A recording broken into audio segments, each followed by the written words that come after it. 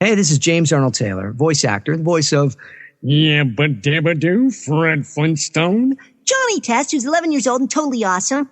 Ratchet from Ratchet and Clank, Tidus from Final Fantasy X. Oh, yes, and of course, Obi-Wan Kenobi. It wouldn't be Coffee with Kenobi without yours truly. The force is strong here indeed. I don't know where you get your delusions, laser brain. Laugh it up, fuzzball. I don't believe we have been introduced. R2-D2, a pleasure to meet you. I am C3PO Human Cyborg Relations. I beg your pardon, but what do you mean, naked? Where are you from? Nowhere.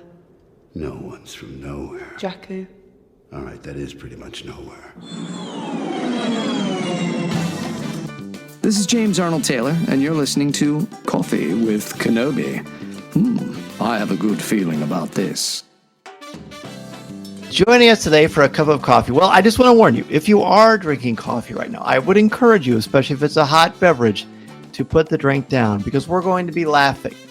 We're going to be having some fun. We're going to be telling some jokes because Star Wars is fun. Star Wars is serious. Star Wars has some wonderful characters, but Star Wars also makes us laugh. And is there anybody out there who makes us laugh about Star Wars quite the way that the author of Star Wars Dad Jokes does? Of course, I'm talking about Kelly Knox, and she is here to talk all about this book. And you should see the look on her face right now while I'm doing this introduction. Kelly, welcome. Trying not to laugh. Hi, thanks for having me. So, you and I, we finally got to meet face to face at Celebration in California last time, but we've chatted for a long time. You've been on the show before. I know that you're a talented writer, and I know that you have an excellent sense of humor, but I don't know kind of your Star Wars story about how you first fell in love with this galaxy far, far away. I am old enough to be an original trilogy kid. I saw Return of the Jedi in the theater in 1983. I was only 6, but I remember it because back then it was still a film strip, and right when the Ewok steals the speeder, the film strip broke. And so the whole audience screamed, yep. So the whole audience, started yelling at the screen. And that was enough for me to have that permanent memory stuck in my head forever. So I don't remember if they fixed it. I don't remember when I saw the end of it. But over the years, my dad or my mom had taped it off HBO. So we got to watch Star Wars, Empire Strikes Back, Return of the Jedi over and over on the old VHS tapes. And so that was kind of my start with Star Wars. We made it through the dark times where there was no new Star Wars. And after I had started working in the game industry, I got lucky enough to get a job on the Star Wars Galaxies team in Community. And so that was my first professional work in Star Wars. And then I stopped working to become a stay-at-home mom. And in that time, I started freelance writing, and it caught the attention of StarWars.com. And fast forward to where we're at now. I love it. Wow, that's a great story. Were there ever certain characters back then that resonated with you so much? Not necessarily now, but just back then. And I'm assuming they've always been with you. Yeah, no, Luke Skywalker really was my guy for the longest time for the original trilogy. He was my favorite character, but the more that time has gone on with the prequels and all the great content we get now, Darth Vader has taken the number one spot for me, with Obi-Wan Kenobi in second place, for professional reasons, because I got to write a book about him, and just because we've also been treated to so many great stories with him as the years have gone by. So yeah, I guess it's kind of changed since I was little, but in a good way, because we keep getting so many wonderful new characters and stories to kind of fall in love with. Right. So at some point, you must have noticed yourself guffawing at Star Wars. And I love at the opening of this. It's, laugh it up, fuzzball. That's your intro. Well, it's not really. There's a nice little introduction that's super fun and appropriately corny in the best way possible. I use dad jokes all the time. In fact, I think they're just Dan jokes, or they're just funny. They're funny. I use them in my classroom. I use them with my kids. What is it to you about Star Wars that's so funny? Star Wars has never really taken itself seriously. I remember Mark Hamill on the Muppet Show playing himself and Luke Skywalker. I remember seeing that as a kid and thinking it was the funniest. It's still the funniest thing ever, honestly. It's always been open to making not fun of itself, but having fun with its characters and things like Robot Chicken and all that. So I think there's never been a sense of it's not been like a precious property, right? Like George Lucas was always open to making jokes and making fun of anything that he felt like making fun of. So I feel like Star Wars kind of already lends itself well to that kind of tone. And then it's so easy to take something Star Wars like a droid or a Jedi or Sith, and it immediately feels Star Wars. You're immediately in that universe, and then turn that into a joke. I think it just kind of works really well. I agree. Are there certain lines? I mean, I'm assuming Laugh It Up Fuzzball's got to be high up there for you, but are there certain lines that you've always laughed at and enjoyed that it maybe in some way, shape, or form helped to inspire this? That one. I would say there's one dad joke in Star Wars, and that's Darth Vader in Rogue One, where he says, "Don't choke on your aspirations" in Rogue One. I think that one's like the dad joke, and that makes Vader seem a little not so serious in that moment. I think that joke, maybe not an inspiration, but maybe like a confirmation that it fits in the universe pretty well. And then there's always, Obi-Wan's always so snarky, and Han Solo's always making jokes. So I think there's nothing specific that was an inspiration, but again, it just kind of all fits so well together. I agree. The Laugh It Up Fuzzball is very iconic. My good friend Jeff McGee, who does a lot of great Star Wars stuff, Star Wars Splash Page, most notably, where they look at Star Wars comic books. He loves Laugh It Up Fuzzball so much. I think he's going to get in Orabesh as a tattoo. He still says it's the funniest thing in Star Wars. And there's a lot of funny stuff in Star Wars, especially like Bad Batch has got some good stuff. There's a lot of funny characters. But like you said, it doesn't take itself seriously all the time. I think that's important. We all need a laugh. We all need a chance to just kind of take our breaths and escape. And when I first saw this book was coming out, and then you were writing a lot, and I said, well, of course, I didn't even bat an eye. And I'm sure a lot of your fans and friends said the same thing, because for a long time on social media, you've been posting a lot of funny, not only just Star Wars jokes, but just jokes in general. Are you a joke writer? I've considered myself funny, but I don't write jokes. I just kind of say what pops in my head. But writing a joke, that's no joke. That is hard stuff to do. So kind of talk about how you came up with this massive book, because how many jokes are in this book? I can't remember where we landed. It's maybe close to 150. I don't know if it's up to 200. It's around in there somewhere. That sounds right. Yeah, it's pretty good sized. I felt like when I saw it for the first time. Yes. I would not say I'm a joke writer. The way this kind of there's two ways this kind of started. Okay. One was after my daughter learned how to read.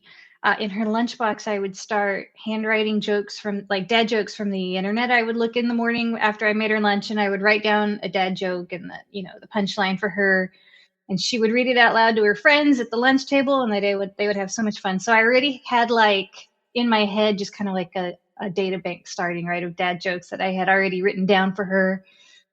Eventually it turned into riddles because we kind of ran out of jokes. Yes. Which she liked too. But so there was a few years there. I think I made it from first to fourth grade, where I would write that down in her lunch every day.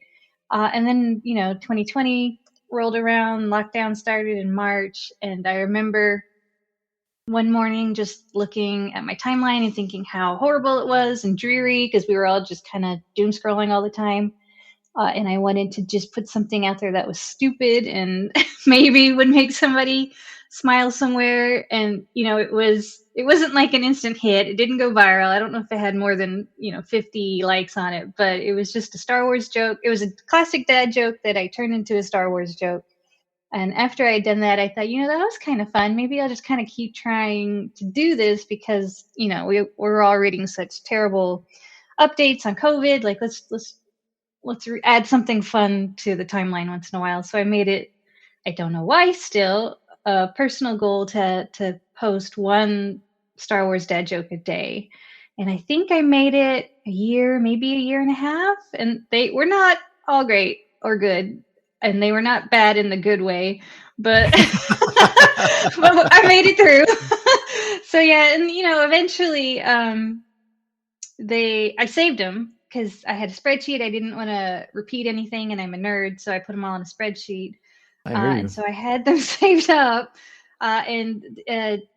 eventually, it's kind of hard to say how it happened. It was kind of half pitch and half approached to make the book happen, the Star Wars Dad Jokes book happen with the publisher. And I'd had some saved up in that spreadsheet. So the book is probably like a few saved up, some of my favorites that I shared on Twitter, but mostly new jokes. So wow. That's the whole process to how the book happened. I'm going to guess that this was more daunting than the other things you've written. Is that fair to say? Yes. This was very difficult because not only did I have to come up with the jokes, which is, very hard in itself, but they also had to make it through approvals from the publisher and Lucasfilm. So that was like a lot to go through for some silly jokes, but we had enough to make a book out of it. So I can picture this. Are you a fan of Larry David and Seinfeld? I have seen a lot of Larry David and Seinfeld. Okay. And Curb Your Enthusiasm. yes. To me, my favorite show. Not for kids. Definitely not for kids, but my favorite show. He famously carried a brown notebook around with him and with a pen. And he would just fold it and put it in his back pocket. I think he lost it. And he was pretty devastated, but he had every idea, every joke he ever thought of while he was walking, while he was driving, he'd pull over, put them in. Did you have anything like that? I had a list of names and places and things that I was kind of like rolling around in my head. Like I really wanted to get a Princess Leia joke in, so I would write Princess Leia down in the notebook, or I would write words that sounded like I could make a pun out of them. I don't know how to explain it more than that. Like a word that was, I can't think of a specific example, but I just had a list of things. Sure. This was just for the book, not for the tweets, but I would make a list of those things because I wanted to make sure to get them in the book. So. Right. Wow. Did you have like a certain time of day while I'm going to write jokes, or just how did you make that work? I was working on 2 or 3 books at the same time as this one. And so, yeah, it was a lot. So I had to kind of set aside the time and shift how I was thinking. So I'd be like, okay, this morning I'm doing this Return of the Jedi book that's coming out this same month, actually. Or I'm going to set aside the afternoon to do the jokes. And so I would definitely have to get my brain in that space. Although sometimes, I'd be writing something else and I would think of something or another to jot down real quick. Yeah. Maybe something for the list of people or characters that I wanted to make fun of, or right. Something similar. But most of the time, I had to set aside, because I was doing a few books at once, I had to set aside the time to be just in joke mode. So that's outstanding. All right, so I don't want to. I really would just love to just share a bunch of these, but I want people to buy the book and read it. But I'm going to share one that always makes me guffaw. And I think it's hilarious.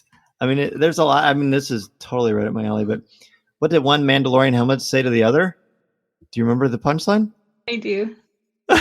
Wait here. I'll go on ahead. Come on. I'm going to add a laugh track to that. It's so good. It's so. Are there? Why do droids go on vacation? To recharge their batteries. And you've got the charming art. Johnny Sampson. What do you think when you saw this art? I didn't get a chance to meet Johnny Sampson or really talk to him. The editor was kind of the go-between. And so, but what happened there was, because of that, was that he just had the text and he went off. And so being able to see the pictures for the first time, first of all, cracked me up. And then I felt so like lucky to see how an artist interpreted the jokes, like how he visualized them. So even though we didn't get to work directly together, that kind of made it even better. Because then when I did finally see, I saw it digitally first, in a PDF, I cracked up. And I will tell anybody and everybody, like, no modesty, the pictures are the funniest part of this book. Like, I cannot get over some of the illustrations in here, and I can't wait for people to see them.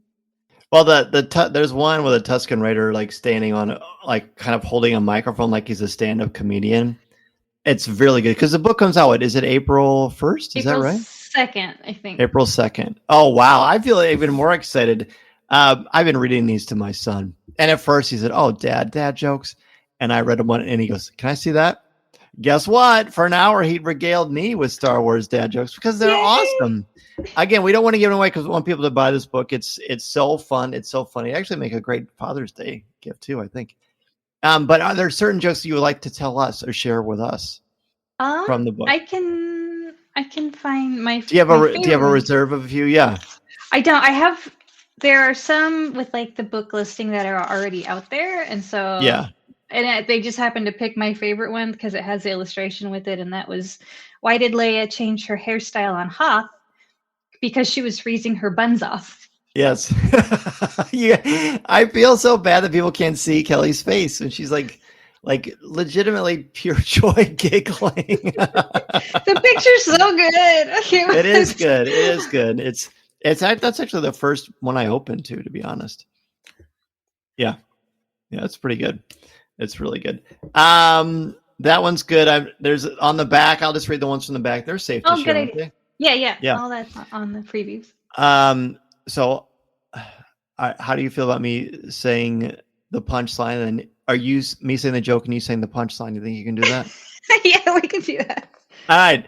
What kind of stories do Wookiee parents tell at bedtime? Fairy tales. Yay! Now I went this time. Can you do it? Now I'll give the punchline. Sure. Why does 3PO always tell you the odds? Because he can't even. I love that one. And that, like you said, that's a kind of a nice play on a classic, but you give it a Star Wars twist. Yep. All right, this time I'll read it again this time because I like how you tell the jokes. All right, how you tell the punchline. Why do the warriors of Mandalore leave their helmets on? It's Mandatorian. See? I think it's so charming that you did this for your daughter. Now, what does she think about this whole book situation? She Are we too cool great. for school yet? A little bit. Well, Yeah. so Star Wars has always been mom's thing for her, right? So she's not super into it. She liked Solo, and that's kind of as far as she really went in her Star Wars journey. She was very young when she saw that one. So she's 15 now, and maybe a little too cool for dad jokes. I get a good eye roll, though, and I still try to sneak them in where I can. But when she was little, when she was in elementary school, she loved those jokes every day. So I think she'll come back around. Of course she will. And the fact that you have those memories, I just think that's magical. I mean, that, and as a parent and myself, I mean, that there's nothing better than just doing something to brighten your kid's day. It doesn't cost money. It's just letting them know they're loved and you're thinking about them. And so thank you for sharing that story. That's just so great. Thanks. Listening to Coffee with Kenobi, you are, with Dan Z, the podcast you're looking for. This is...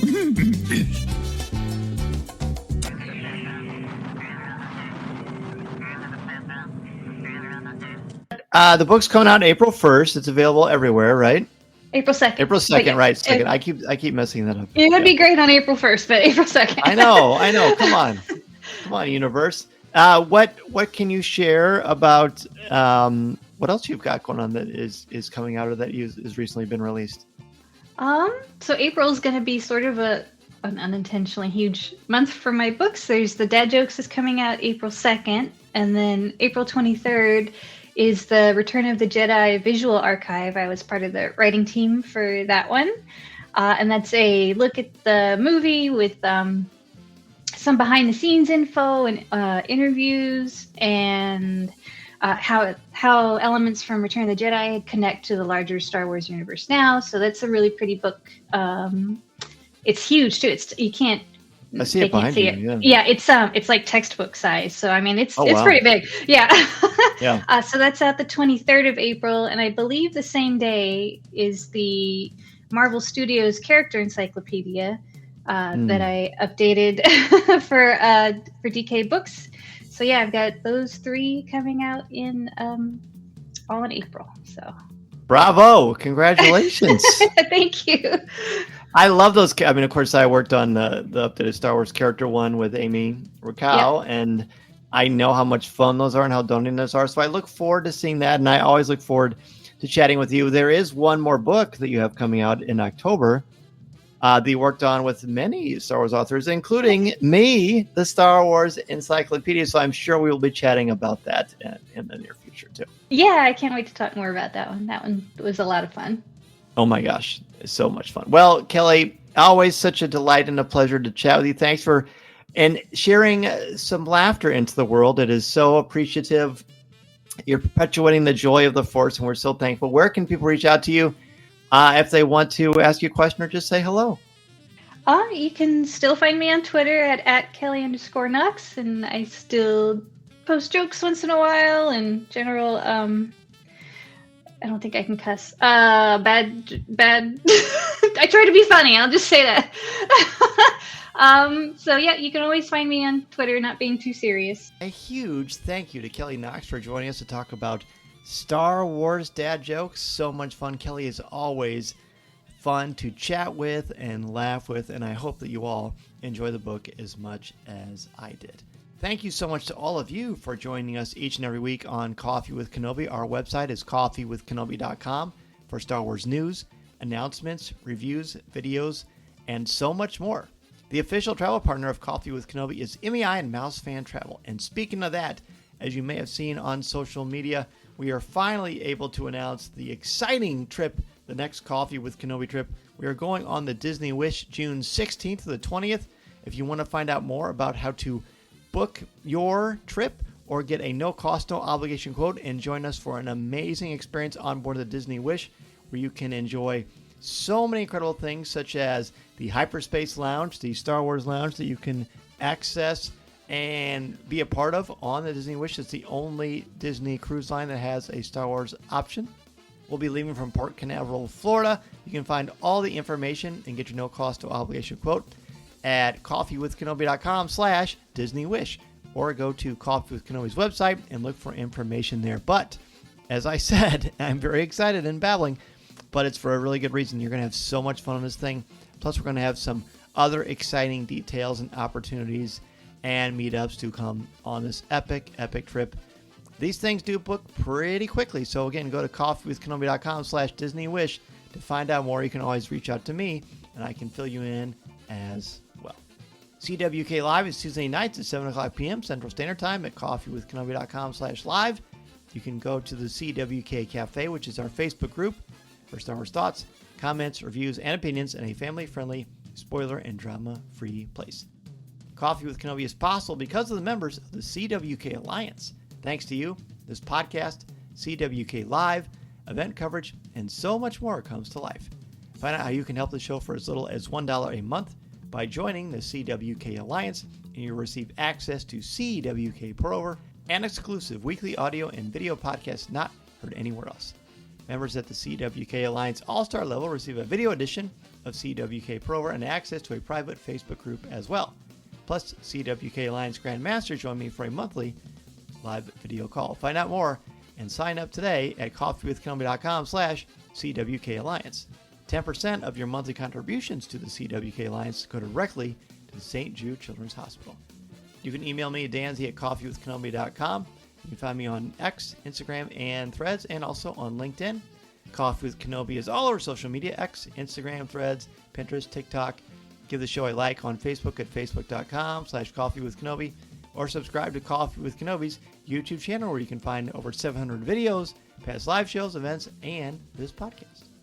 Please take a couple of minutes to rate and review the show on Apple Podcasts, Spotify, and Google Podcasts. You can get Coffee with Kenobi merchandise at coffeewithkenobi.com/shop. And if you need a speaker for an upcoming event, you can book me to come to your school, conference, business, or organization. I'm happy to talk with your group about how to tap into your strengths, bring out your very best, discuss mythology, or customize a presentation to fit your specific needs. Thank you as always for joining me for a virtual cup of coffee. I appreciate your time very much so and look forward to the next opportunity to talk Star Wars with you. I'm Dan Zehr, reminding you that this is the podcast you're looking for. This podcast is not endorsed by the Walt Disney Company or Lucasfilm Limited. It is intended for entertainment and informational purposes only. The official Star Wars website can be found at www.starwars.com. Star Wars, all names, sounds, and any other Star Wars related items are registered trademarks and or copyrights of Disney and their respective trademark and copyright holders. All original content of this podcast is the intellectual property of Coffee with Kenobi unless otherwise indicated. This is the podcast you're looking for.